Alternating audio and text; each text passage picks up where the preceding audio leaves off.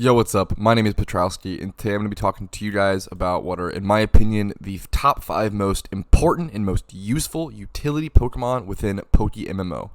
So first off, let's go ahead and define and talk about and classify what is a utility Pokemon. A utility Pokemon is a Pokemon that might not be super useful or super great in a traditional battle, but in terms of catching Pokemon or earning extra money or helping you get around or transport or helping you throughout your journey in some way that isn't directly stomping other Pokemon and battling, that is what I would consider a utility Pokemon. Alright, I will be going in order from most important in my opinion to least important in my opinion. So let's go ahead and cover utility catching Smeargle. Alright, for a utility catching Smeargle, the most important things are going to be the moves. So you're going to want at least 2 moves that are, in my opinion, secured and I wouldn't change them. Those are going to be False Swipe and Spore. These 2 moves are needed on every catching Smeargle because these are the 2 moves that are going to help you catch Pokemon. And then the other 2 moves are optional and kind of can be changed in difference due to a personal player's certain playstyle. So I currently have Payday. I Payday a lot, and then having a Surf is a nice kind of substitute. If I don't have my HM friend on me, I can have my Fly Ocarina and Surf on my catching Smeargle. But those last 2 moves are super optional. I see people go things like Sweet Scent and Teleport, which are pretty good options, especially if you're a shiny hunter. People go a lot of things. I see people put like Fly on their Smeargle or make their Smeargle an HM friend. Feel free to do that. You could do like False Swipe, Spore, Fly, and Surf. That would be cool as well. There's plenty of great options when making a utility Smeargle. If you don't know how to sketch moves onto a Smeargle, I will leave a guide linked in the description below. And then the moveset is the most important part for a Smeargle, but IVs and EVs are kind of important. I went ahead and EV trained mine. This is a very old Smeargle. I made this Smeargle back in 2014 and haven't really changed it a whole lot, so it's pretty old. The nature is not great, as you can see. Breeding was a lot different back then, and acquiring good Pokemon was much more difficult, but I still EV trained it, 252 attack, 252 speed, and the IVs were decent enough back in the day, so having decent IVs and EV training a catching Smeargle can be really nice and really important. Although it's not required, I would heavily recommend it. But I think that covers everything for catching Smeargle. On to the second most important Pokemon in my opinion, which I reference a lot and I already referenced in this video, which is going to be an HM friend. So I personally love using a Dragonite as an HM friend. I love Dragonite as a Pokemon. It's a really cool orange dude, and having as many HMs as possible that are as useful as possible is really, really important when making an HM friend, and it's really important to do research and study and understand what Pokemon can learn what HMs and how many of them and their versatility, etc., etc. Dragonite just so happens to be one of the best HM friend options in my opinion. Being able to learn Surf and Fly is one of the main criteria. That one's super huge. And then also having access to Strength Cut, Rock Smash, and I think maybe some others, maybe like Waterfall or some other stuff. He has some pretty crazy HM access. We can actually check here. So Dragonite has access to Cut, Fly, Surf, Strength, Defog, Waterfall, Dive, Rock Smash, Waterfall, and Dive again. Yeah, it's a pretty incredible HM friend, and I highly recommend Dragonite if you're looking for one. The nature IVs and EVs don't matter too much for an HM friend. This one is very, very old. One of the oldest Pokemon I have, dated back to 2013, around when I started playing the game. But so this one, that's just my excuse or my reasoning for mine being so bad. It is nicer to have some IVs, maybe like 20 plus across and some needed stats, or maybe just like getting a Dratini with 20 plus across the board in IVs, and then maybe EV training it in like 252 attack, 252 special attack, and getting that boost on Surf, Fly, like every move would be super nice. I think that might be the best way to go if you're looking for some extra for some extra stats. For nature, I would go like mild or lonely or one of those like mixed natures that are plus an attack minus a defense. That'd be my recommendation, although it's not super necessary. Sometimes you do have to use your HM friend in battles, like mine's level 100. I definitely do end up using it sometimes in gym battles or some sort of NPC run. If something goes wrong, it's nice to be able to have that backup to fall back on, but it's not required. Most of the time, you're just going to be using HMs on them. Alright, but that covers HM Friend. Let's move on to my next most important Pokemon, in my opinion. The third most important utility Pokemon. It's going to be a Sweet Scent Pokemon, with it being PP maxed. So this one kind of depends on what kind of player you are, but it's just so useful in so many activities. If you're going to be leveling Pokemon, EV training, or shiny hunting, you're going to need a Sweet Scent Pokemon with Sweet Scent PP maxed. It's very simple. You don't need a shiny like I have. You can put this on any Pokemon. You can put it on a random Oddish. There are so many ways to get a Sweet Scent Pokemon for really cheap or like really easily. But make sure you buy a PP Max item off the GTL for around 20k, and using it on it is super, super worth. Without PP Max, you're going to be able to use Sweet Scent 4 times before having to go to the PC and heal or use Lepa Berries.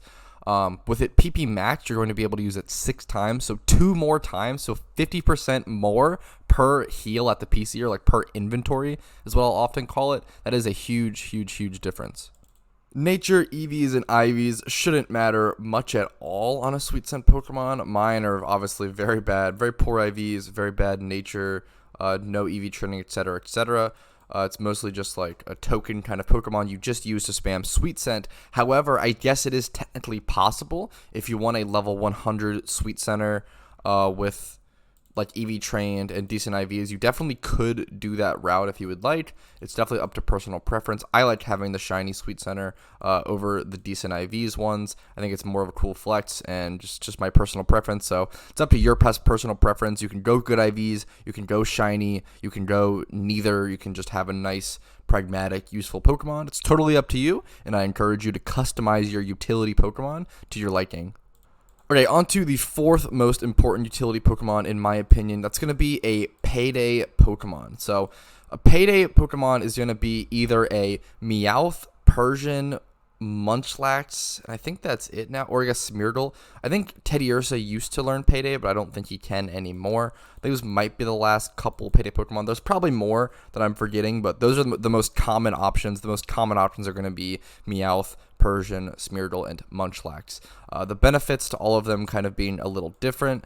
With Meowth, you have access to the ability Pickup, which will earn you a little more Pokeyen per hour because you're going to be picking up items from wild Pokemon battles, although that actually got nerfed recently, so it's not quite as good. So having the attack boost on like Persian might be worth it. For Persian, you have the advantage of having just higher stats, needing like not as good of a Pokemon, having higher attack stat, speed stat, just base stats being generally a lot higher than Meowth is kind of your benefit, kind of doubled in all areas.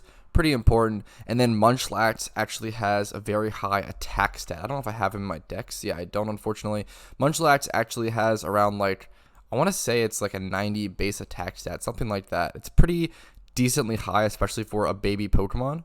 Whereas even Persian only has around a 70 base attack stat, I believe. So you kind of get more oomph on Munchlax, and that can be nice. They all did stab bonus damage to their paydays, which is really important, which is going to be same type attack bonus. For those who don't know what stab is, it basically means their payday is going to do 50% more damage because it shares the same move typing as the Pokemon's typing. Now, your payday Pokemon is going to need decent nature. Hopefully, this is not a good example. Decent nature, hopefully, EV trained, hopefully. Once again, this is not the best. This is a very old Pokemon, 2013, so it's not the best example, but decent IVs, decent EVs, decent IVs is pretty fit on this Pokemon. It could look like this, and that is plenty good enough. And then being high level can definitely override a lot of the IVs and EVs as long as you can one-shot most like level like 50 Pokemon in the wild. That's your kind of benchmark, and that's what you're going to need. Also, having Choice Band to make these things hit a lot harder is really, really important at least in my opinion. At least put a Silk Scarf on this thing, but having like Silk Scarf or Choice Band is going to be really important for your payday damage and just really kind of push you past like what you would have been able to kill before. Choice Band is going to be really huge. Making sure you can kill every wild Pokemon encounter with one payday is very, very important. It's only a 40 base power move, so it's just important to consider. Persian also has access to the ability Technician, which powers up the Pokemon's weaker moves, and I think it qualifies moves under 40 base power.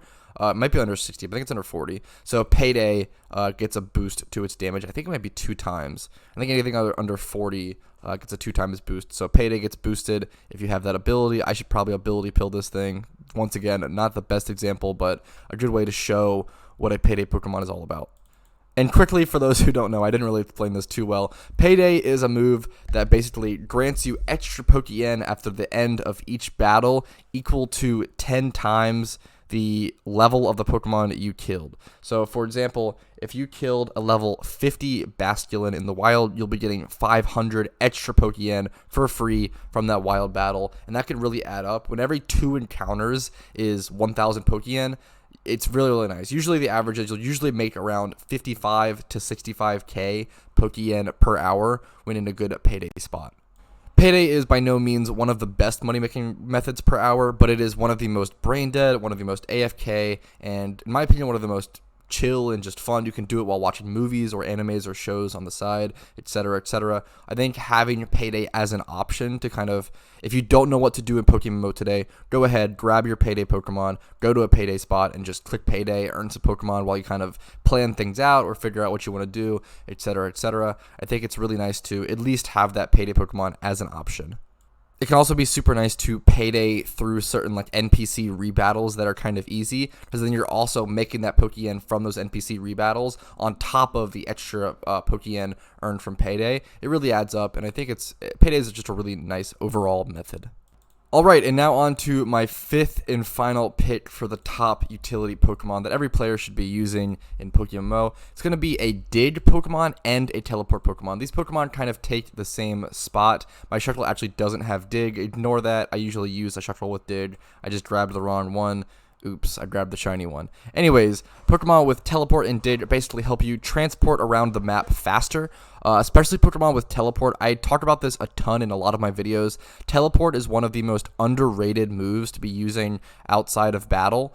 Teleporting puts you directly back to a PC, but it puts you directly in front of the PC, in front of Nurse Joy, in front of the healing station, as opposed to Fly, taking you outside of the PC. I can actually show you guys that now. So I'm going to fly here to Nimbasa City, and you'll see it puts me outside of the Poke Center. But if I click Teleport, it'll actually teleport me inside of the Poke Center. I actually changed towns because I didn't go into the PC of Nimbasa. It'll take you to the last PC you were inside of, but it takes you directly here, which when you're shiny hunting or EV training or doing something where you're going back and forth between a PC a lot, it saves a lot of time in the long run, and I highly, highly, highly recommend every player to be using Teleport Pokemon.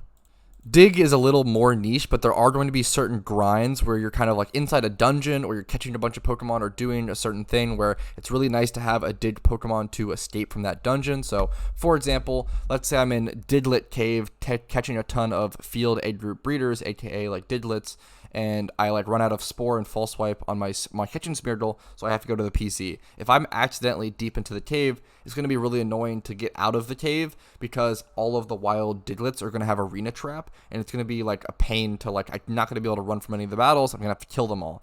So it's just really nice to be able to like dig out of situations like that and just avoid that kind of loss of time and nuisance situation entirely. Also, things like catching Dittos. Dittos are another good example where, let's say you run out of spores, you can't catch any more Dittos, you're gonna have to run away from every battle, which isn't a huge deal. You know, you lose a little time, but it's just really nice to just dodge maybe like 4 encounters entirely and just dig straight out of the cave, walk out of the house, and then teleport back to the PC. So it's just ease of access. It just helps you move around and transport around, and fast transportation that saves you time, which saves you money.